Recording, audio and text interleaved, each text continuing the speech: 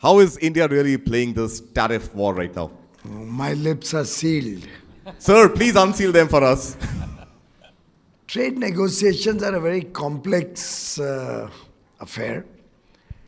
There's a lot of back and forth. You are always calibrating and recalibrating positions.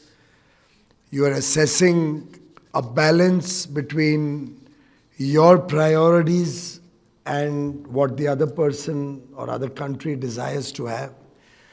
You are cognizant of your sensitivities and respectful of each other's sensitivities.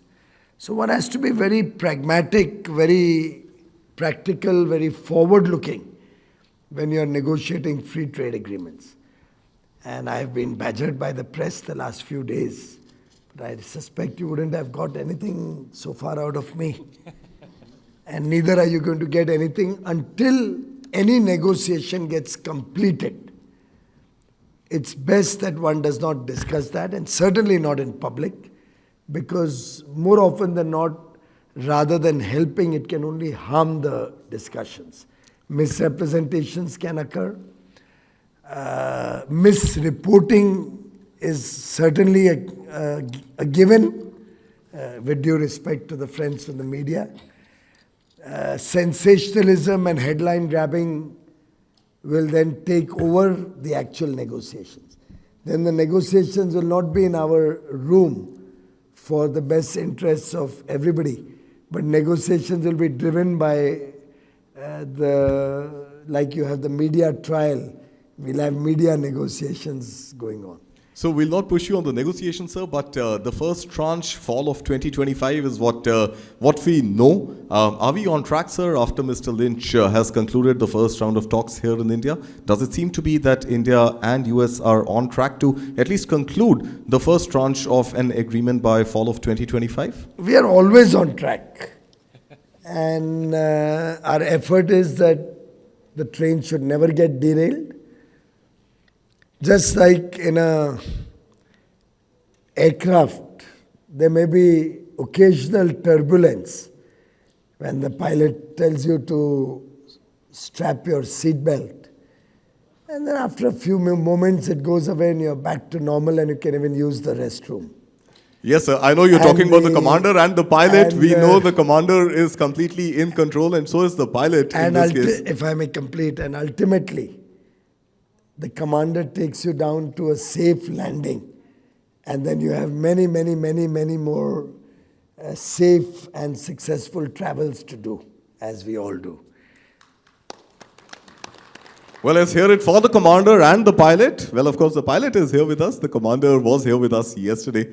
But, so we'll be happy to... I can assure you the commander is completely in command. He knows what is best for India.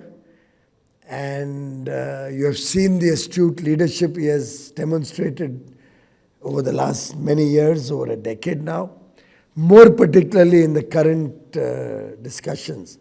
So you can rest assured that the country is in very safe hands. No, we have no doubt in that, sir, and we are absolutely sure that we are in very safe hands. What Prime Minister Modi also said yesterday, sir, was that India has actually grown from being a global market to a global manufacturing hub, and that is pretty much something that is being driven by you, by your ministry. Give us your vision, your views on how the manufacturing sector is poised to grow from here, sir. I think with the advantages that India offers, the fact that we are a democracy where the rule of law prevails, the fact that we are a young nation, aspirational young nation, our average age is only 28.4 years, expected to continue to be young for the next 30 years. The fact that today we produce the highest number of STEM graduates anywhere in the world, and 43% of them are women, providing diversity to our development agenda. So democracy, providing the rule of law, demographic dividend, with an aspirational young population bringing talent and skills, our diversity, the demand that 140 crore Indians bring to the table, domestic demand, which helps us make manufacturing at scale a success story. And that scale makes us competitive in the world market. So it's, as I said in an earlier program today, that these are like beads in a necklace. What we have in India is a story which has several dimensions. The fact that we are looked upon as a dependable nation, a trusted partner who delivers. So look at the number of Ds that are making India a compulsive destination for manufacturing. Our democracy, our demographic dividend, our demand, our dependability, our diversity makes us the right destination. Absolutely, sir. I would like to open the floor open for questions, but until that, sir, we also have a session. You are talking about India's young population. During the day, we also have a session on skilling, reskilling, education, and I think GCC has become a very important factor in employment generations. Just tell us, sir, what is India's roadmap for GCC? What is India's roadmap for really going ahead and creating jobs? Because at one level, there are fears that AI is losing is going to eat away jobs. At another level, there's a debate that AI is going to create jobs. And here we are talking about GCCs, which will be using AI to perhaps create jobs. So tell us about the GCC vision for the government, sir. One thing I can very categorically state, AI will change the nature of job. And therefore, reskilling becomes very important.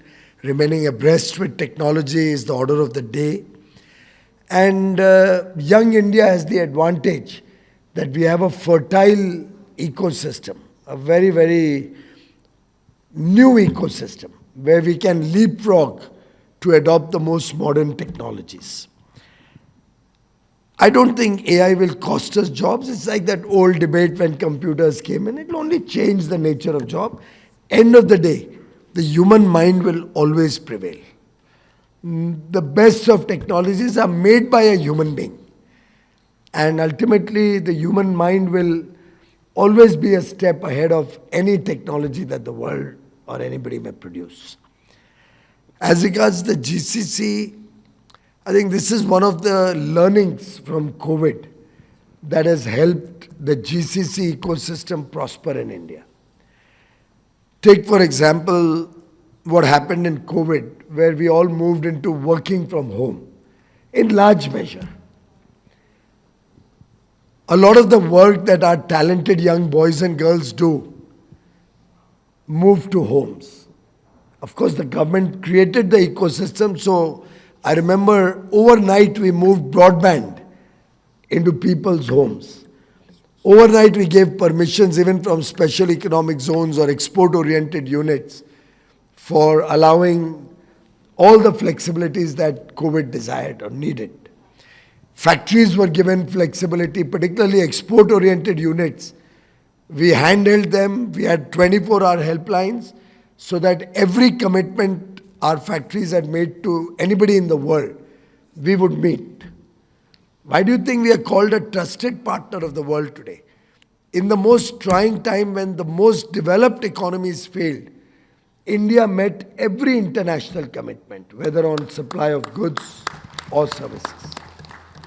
Every international commitment we met on time, without any disruption in service.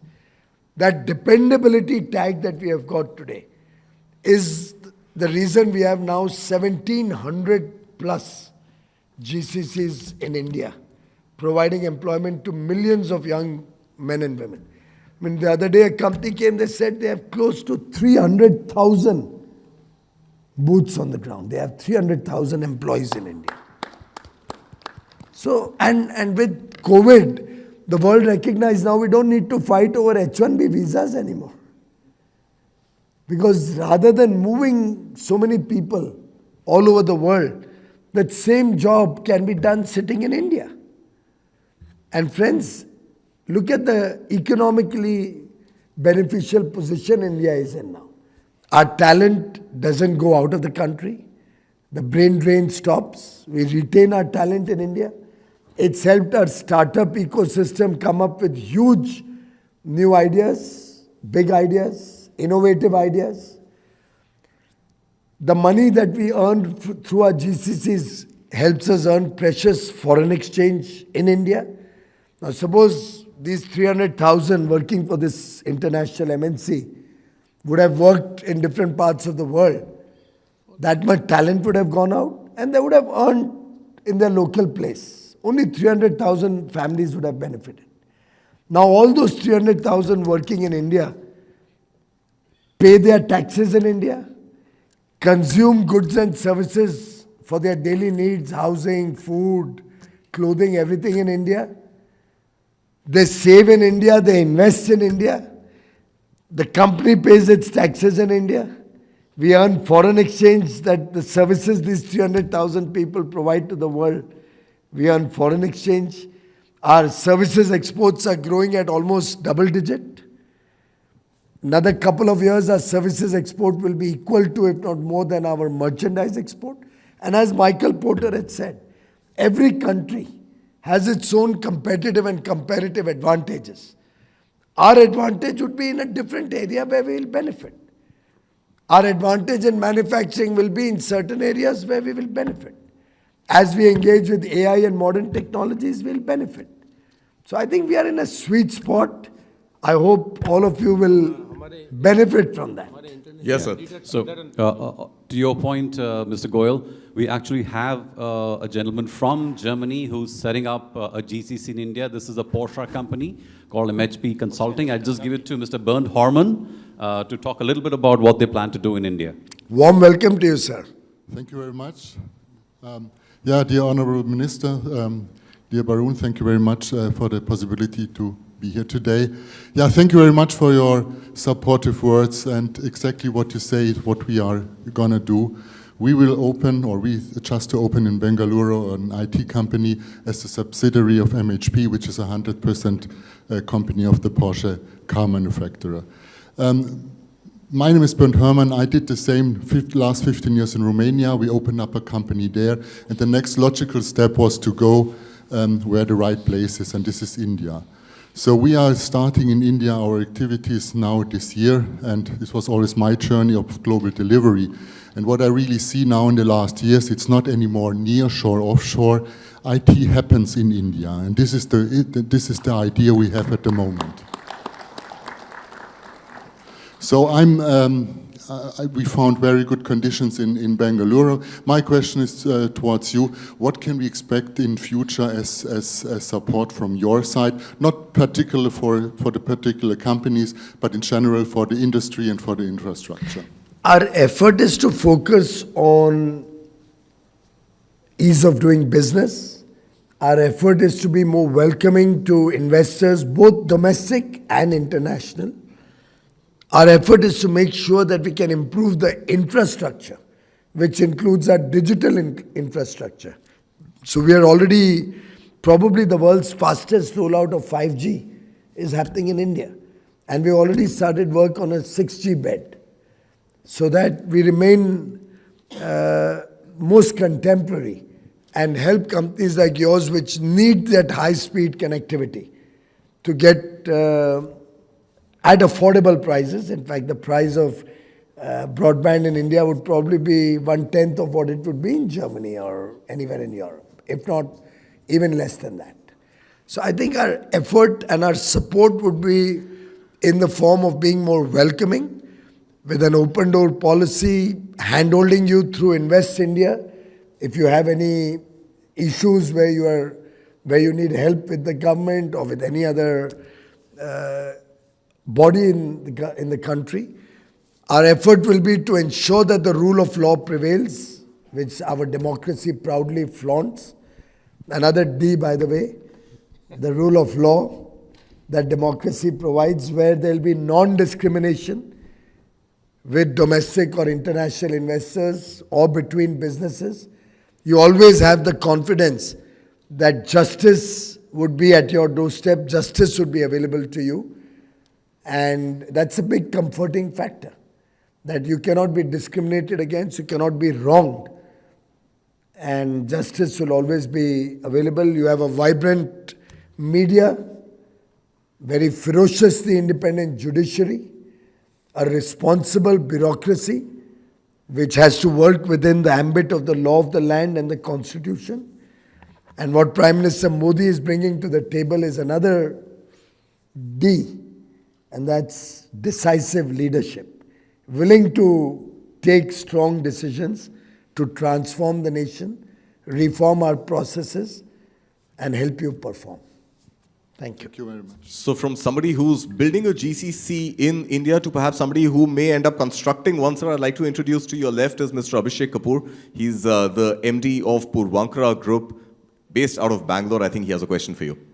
Sir, given what's happening globally and our strength now with Prime Minister Modi positioning us where we are today, do we think that in this current trade environment and with the big T playing the whole world the way it is, the new variable in the global equation, do you think that we will gain more traction in Make in India and in not just from the US but from other parts of the world?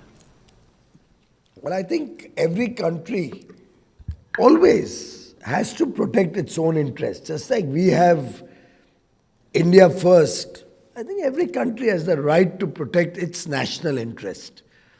We see nothing wrong in America first. We will take care of India first. And as the Honorable Prime Minister said, together we are a force multiplier. Two democracies, large democracies, one very large, the world's largest economy, one aspiring to become the third largest in the next 2.5 years. Fastest growing large economy with a big talent and skill pool, which complements the American growth story, which is not confrontational, which is not in competition, because what the US with an $82,000 per capita economy can produce is very vastly different from what India with a $3,000 per capita income can offer. So we are actually two economies that together can do wonderful things, big things, and that is the effort and the direction in which President Trump and Prime Minister Modi, when they met in February, decided to work going forward. And that is what I can see before my eyes unfolding in the coming months and years. Sir, talk to us about the synergies or the disparities that you feel right now in the auto sector globally. At one level, the entire world seemed to be converging towards moving to electric mobility. And now there seems to be some divergence because US is back to drill, baby, drill. And India still goes on the mission of 30 at 30. So do you think there is perhaps scope for understanding where the world is headed when it comes to mobility? While, of course, we have a serious challenge before us in terms of climate change, and India is at the forefront of the global effort to address this serious challenge, and we shall continue to be so. India does not want to be a problem. We want to be a part of the solution. And way back in 2015 at COP21, we found that the whole world had different priorities and different concerns. And countries which were not the cause of the problem in the first place were the ones being penalized. It was Prime Minister Modi who took the leadership role to bring the global south together, the less developed and developing countries, to come to terms with the reality of climate change, to work with the developed world in a spirit of cooperation and collaboration, got the developed countries to recognize that there will have to be common but differentiated responsibilities towards addressing this challenge, that the developed world will have to contribute through low-cost, long-tenor funds, mostly grant funds, to help the less developed countries or emerging economies in their mitigation efforts or in their effort to grow their economies, yet in a sustainable manner. They will provide the necessary technologies for the same. We came to a very good agreement in 2015. And India has steadfastly continued to pursue that path. We are amongst the best performing countries, even amongst the G20 nations, our ranking is right at the top in meeting our nationally determined contributions. Sadly, we never got the promised funding or the promised technology. Despite the fact that our contribution to the problem up there is barely 3.5%, supporting a 17% global population. So we have been truly responsible towards nature, towards climate, and that's natural for an Indian. It's in our DNA to be responsible towards nature, to respect nature. Many of us here, we even pray to the mountains, to the sun god. I pray to the sun god every morning, to the moon at night, to the rivers, to the mountains, to the trees. तुलसी का झाड़ हम सबके घर में होगा शायद. So we are a very responsible nation and we will continue to be so. Of course, we also have an economic imperative in promoting electric mobility. America has large pool of oil and gas available. India is a large importer of these energy sources. So I think for us, electric mobility, given that electricity is still largely driven by our own domestic fuel, is actually not only a global good, not only our own contribution to sustainable growth, but also an economically prudent decision which will save huge foreign exchange, bring down our dependence on other nations, helping us becoming Atmanirbhar, and help the Indian economy grow even faster and better. Karthik, I have a quick question. Minister Goyal, going back to your ministry, and you said that India is very competitive when it comes to services exports, growing double digit. But I think one of the problem areas is when it comes to goods. The challenge, of course, is to make goods more competitive when it comes to exports. How are you dealing with these two priorities? On one hand, you have a strength and you're working towards that, but at the same time, India wants to make its exports more competitive, goods exports more competitive, at a time when we talk about tariffs, retaliatory tariffs, and there is also a need to bring down import duties on some of these imports into India. How are you balancing your priorities? Well, I think I've myself been in the manufacturing business for nearly 2 decades. From a very young age, I started when I was only 17. And I tell you, I've gone through all of the problems that the 80s and 90s manufacturers in India had to go through.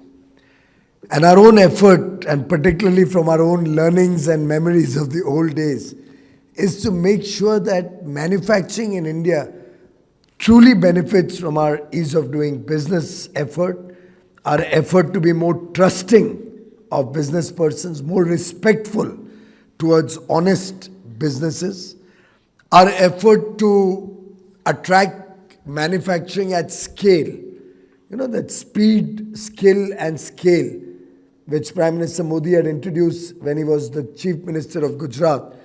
We have tried to bring it to Delhi. So we are creating champions in different sectors who can work at scale, because economies of scale help in our global competitiveness. We also believe that the mindset of Indian manufacturing is undergoing a metamorphosis. For example, quality.